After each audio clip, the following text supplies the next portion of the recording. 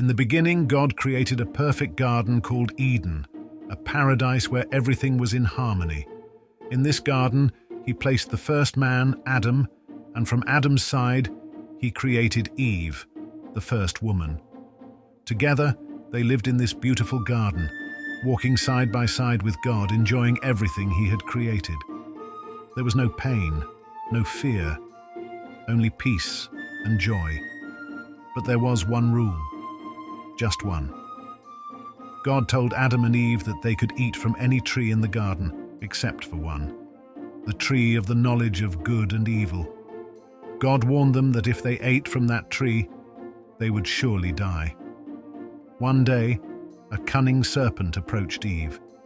It told her that eating from the forbidden tree wouldn't lead to death, but instead would open her eyes, making her like God, knowing good and evil.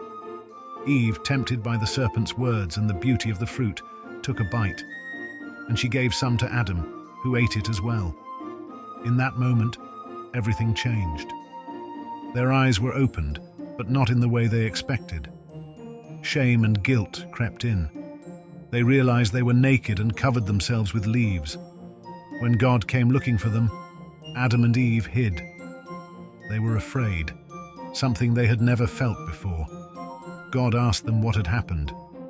Adam blamed Eve, and Eve blamed the serpent. But the consequence of their disobedience was clear. God had to send them out of Eden. The perfect paradise was no longer theirs to live in. The story of Adam and Eve reminds us of the importance of choices. One decision changed the course of their lives and introduced hardship into the world. But even in their mistake, God still cared for them, giving them clothes and a promise that one day things would be made right again.